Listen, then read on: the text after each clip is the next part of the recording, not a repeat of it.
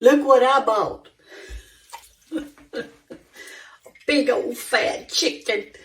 Isn't he pretty? Gotta be a big old fat chicken. Here's what I do every time I get a chicken. I give him a good washing with cold water. And I check the ends of the legs, because sometimes a little piece of skin will be left on that end part of the leg.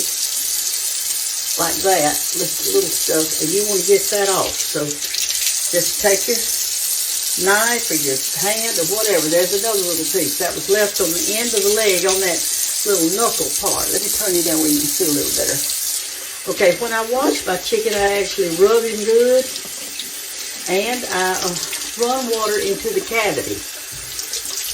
You got a cavity on this side and a cavity on that side, and I run cold water down there in it. Now, I'm going to boil him because I'm going to make chicken and rice, so I'm going to boil it whole.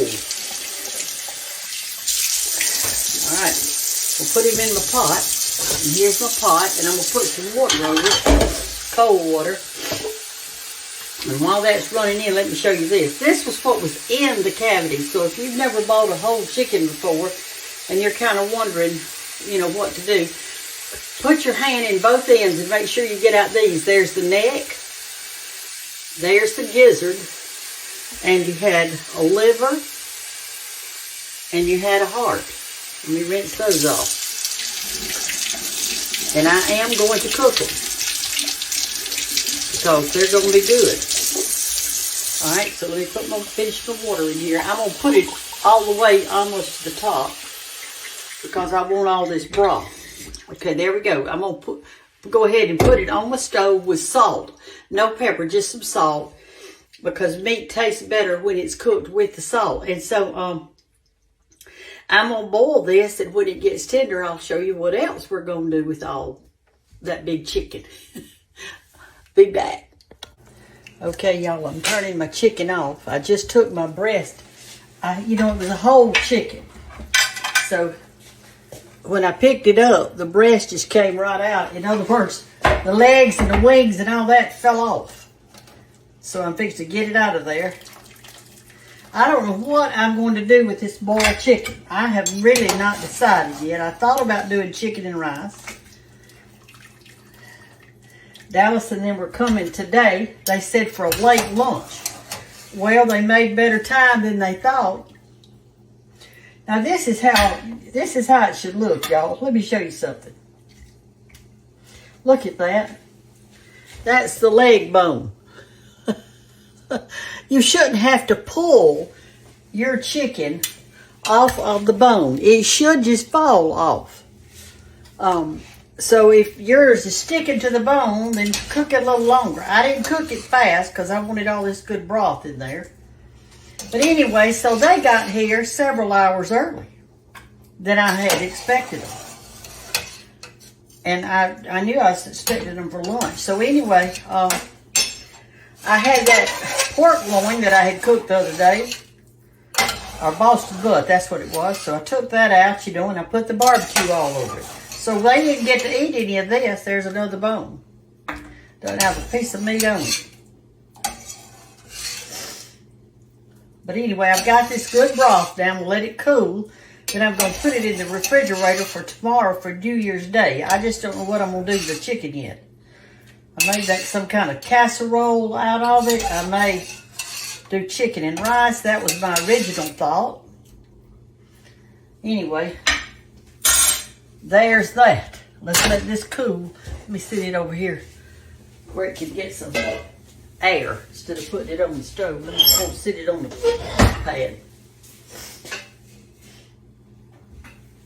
Anyway, we had a good dinner. They all came, and everybody was here. Well, some of them weren't. Walt didn't get to come, and Bay didn't get to come, but everybody else was here. And so we had a good dinner. I fixed, we had the collards, and we had those rutabagas that were left over. There's a little bit of that left. I made the macaroni salad. I made a broccoli salad, and I had that pork roast that I cooked, and we had sweet tea and unsweet tea. the y'all sweet tea. That's what we had, the sweet tea and the unsweet. And Dallas likes the decaf kind. This right here. He likes the decaffeinated kind. And I do too. I mean, I can't tell the difference in the caffeinated and the decaffeinated. But he liked that. So I did 2 of the tea bags. And I did a whole gallon of sweet and a whole gallon of unsweet. And I put them in these things right here. Here's my 2 pictures. So this one is my unsweet, and this big one is my sweet. They both got the same amount in them. It's just that I don't have 2 pictures that match. So anyway. All right, so what I'm going to do is I'm going to let that chicken cool just a little bit. Then I am going to debone it and put my chicken in a baggie. And then tomorrow morning I'm going to get up and maybe I'll have a fresh start and I'll know what to do with that chicken. Because right now I don't know what I'm going to do with it. I'm just kind of guessing. Okay? But I do know one thing, y'all. When everybody leaves, it's kind of lonely. Do you know what I'm talking about? It's kind of lonely. There's nobody to talk to. There's nobody to say, put your glass up or pick this up or change the TV station or talk to me or whatever. Or will you do this or will you do that? And it's just kind of quiet.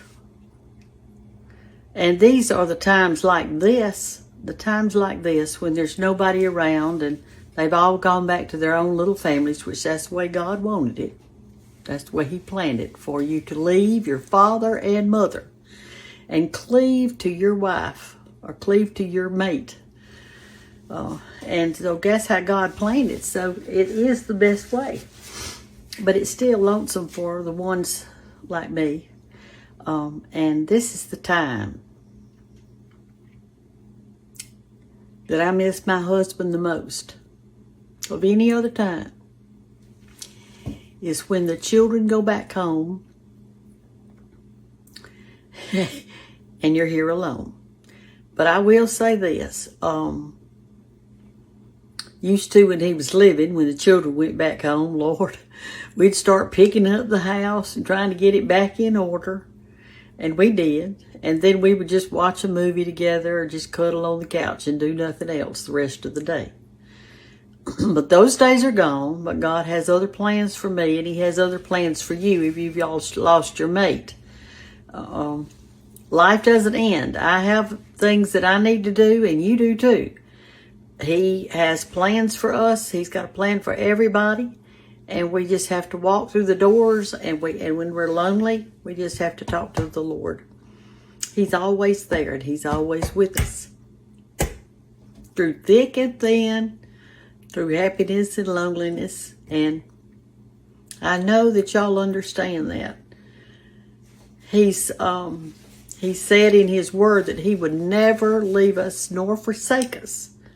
And he sure keeps that promise. Anyway, I'll figure out this chicken and what I'm going to be doing with it later. Well, between my eyes watering and my nose running, I probably need to put some, drink a glass of water and put some cream on my face. That's what I need to do right now. But anyway, I'll get back with y'all tomorrow and we'll figure out what we're going to do with this big chicken that I've cooked. And I cooked it too soon and I didn't know. I was expecting them in the afternoon and they got here in the morning. So I texted them and I said, y'all call me when you're about 30 miles from the house or 30 minutes from the house and I'll put the cornbread on. Well, they called and said, we're 50 miles from the house or 50 minutes from the house. I thought, oh my gosh, let me put the cornbread on. And we ate that whole pan of cornbread. We just made regular cornbread today. We didn't make the crackling cornbread. We just made regular cornbread with a cornmeal mix from White Lily, and then I put 2 eggs in it and the buttermilk, cooked it on 400 in my cornbread skillet. So that's what I did. But anyway, cook your chicken until it falls off the bone. There's just a little bit left right there. George and I always eat that part because it's so tender. On a chicken bone, you see that inside? That's good for you. A chicken bone so tender when you cook it a long time. See that? And just bite right into it. There's nothing to it. Okay. I'll talk to you later. Bye-bye.